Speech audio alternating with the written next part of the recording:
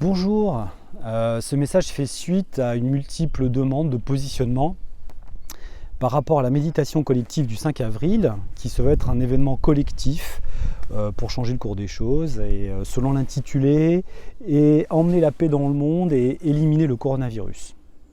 Alors, l'expérience que j'ai de la méditation, donc ce n'est que mon avis, me permet de voir que cette discipline permet une transformation intérieure personnelle très puissante dès l'instant où on regarde et agit sur les bons leviers.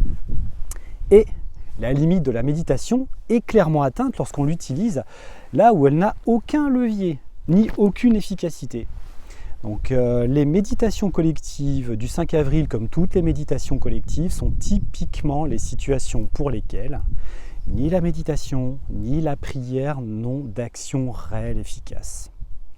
C'est démontré tous les dimanches, mais en masse, car malgré l'intervention des différents cultes spirituels, ce sont des collectifs de milliards de personnes en même temps quand même.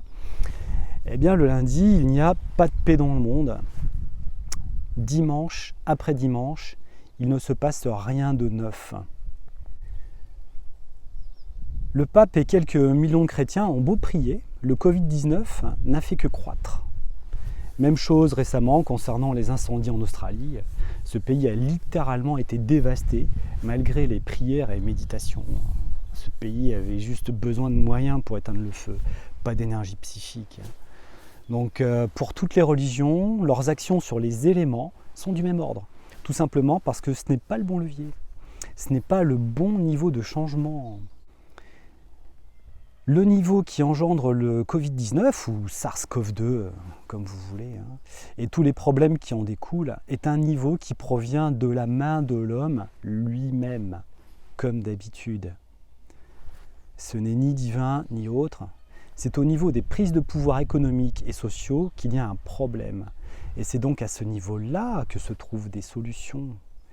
La méditation ou la prière collective, aussi bien intentionnée qu'elle soit, n'y changera rien malheureusement, comme elle n'a jamais changé quoi que ce soit depuis des siècles, que cette procédure, que cette manière de faire est utilisée. Il y a des millions de prières et de méditations tous les jours. Est-ce que vous en avez conscience ?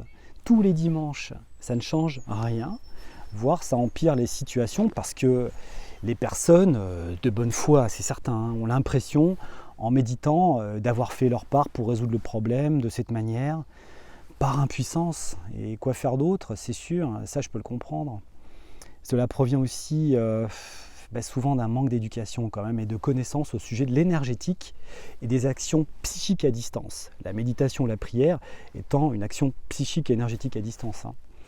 Et en entretenant cette manière de remettre le sort de l'humanité à de la lumière, qui finalement n'éclaire rien depuis des siècles, ou de remettre le sort de l'humanité à travers la prière d'un dieu, ou d'un guide, ou autre chose que l'humain lui-même, la population, pour moi, est encouragée à se réfugier uniquement derrière ces solutions, plutôt stériles du coup, devenant ainsi des êtres dociles et dominables très facilement.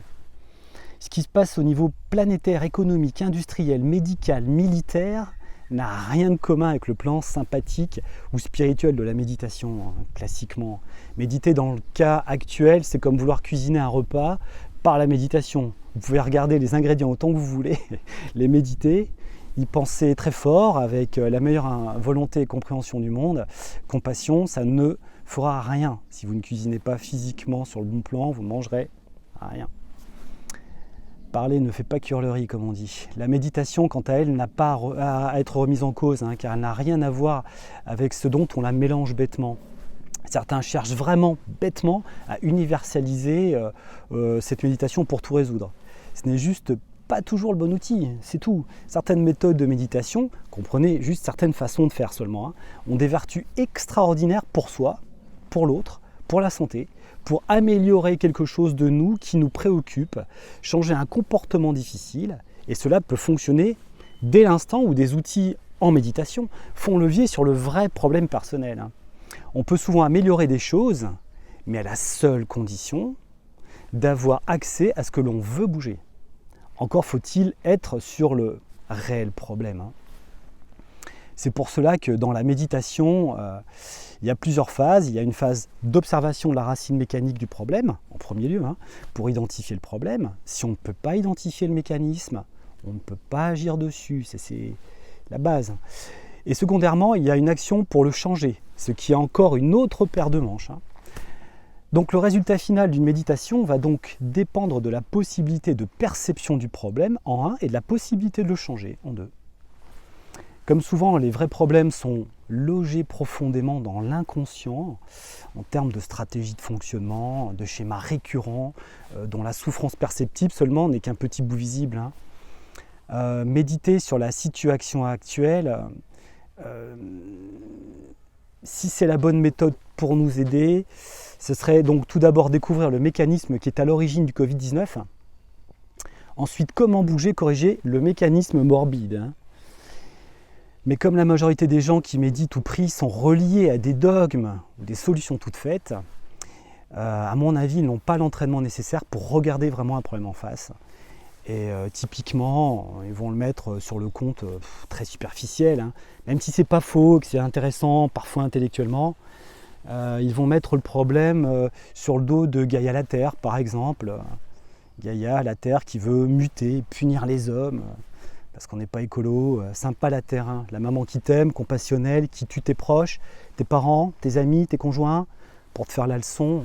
C'est super intelligent de tuer ceux que tu aimes. C'est morbide quand même. Elle tue des gens faibles, Gaïa tue des gens qui te soignent aussi, des gens qui prennent soin de toi. Mais pas des hommes d'affaires qui fabriquent les guerres. Gaïa, elle n'y touche pas à ces gens-là. C'est puéril, moi j'y crois pas. C'est pas Gaïa qui fait ça, c'est pas un problème de terre, de planète, même si on gère très très mal cette planète.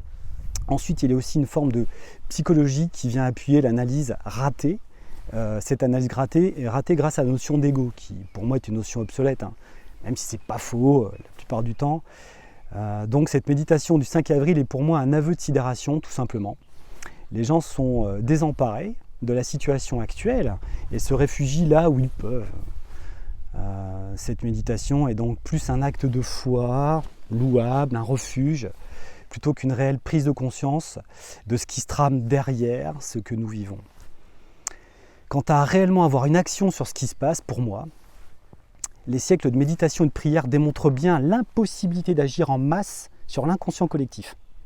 Cet inconscient ne sourcillera pas et ne fera peut-être que se renforcer, et comme d'habitude, mais qu'on se comprenne bien.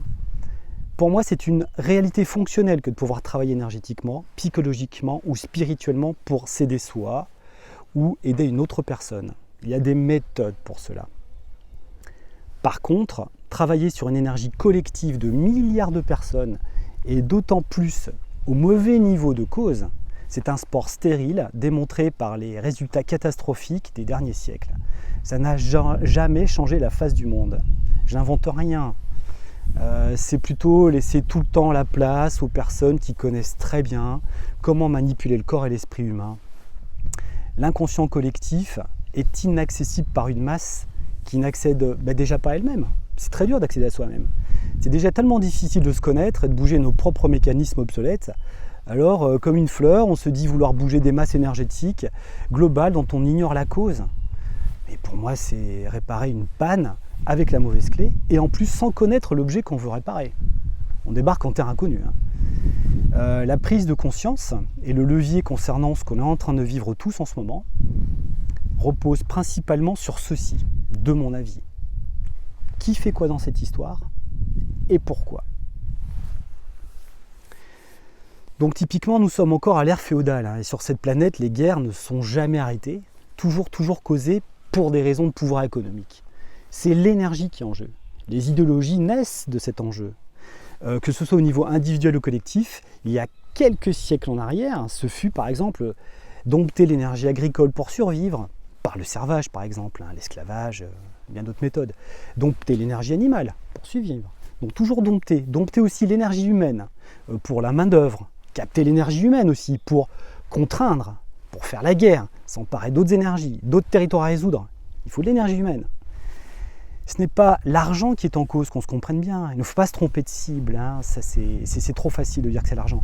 C'est la façon psychopathique dont certains l'utilisent en n'apportant rien au monde, n'apportant rien à l'humain, que de demander son sacrifice utilitaire comme un objet pour assouvir une sorte de soif boulimique d'énergie. Et on y est encore, comme souvent les religions ont servi de prétexte et de vecteur idéologique. Aujourd'hui, c'est un peu nouveau, c'est la médecine et un virus qui servent de prétexte et de vecteur pour engager une guerre économique qui n'apporte rien au monde. Alors si en plus la spiritualité séculaire, quelle qu'elle soit, ou le New Age s'en mêle, on n'est pas sorti du problème. La cause réelle économique et énergétique profonde sera une fois de plus inapparente, sous couvert de faux débats spirituels. Alors méditez pour vous calmer, vous, individuellement, sans vous endormir derrière une culture New Age qui n'apporte rien. Préservez votre propre système nerveux, c'est important. Ne le faites pas pour moi, pour les autres. Occupez-vous de vous d'abord. Ne tombez pas malade bêtement pour rien. Vous êtes très utile en santé et seulement après, essayez de vous rendre utile pour les autres. Vous pouvez aussi faire un point sur votre propre vie et vous demander, pas avec un guide ou un dogme, ce que vous pouvez améliorer. Donc, sorti des grilles de lecture spirituelle de base, vous connaissez vos vrais problèmes. Instruisez-vous aussi comme vous pouvez. C'est le pendant de la peur, l'instruction. Occupez-vous de votre corps, bougez ce que vous pouvez sur place.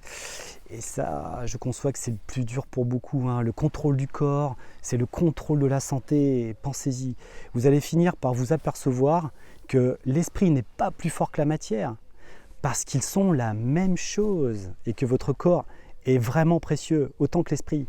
Si le corps dégénère, l'esprit dégénère. Si l'esprit dégénère, le corps dégénère. Contrôler le corps humain et son esprit, c'est la clé du contrôle énergétique planétaire. Tout ce qui nous arrive n'a rien d'idéologique ni mystique. À bientôt j'espère, et puis passons ce cap tous comme on le peut en pleine santé.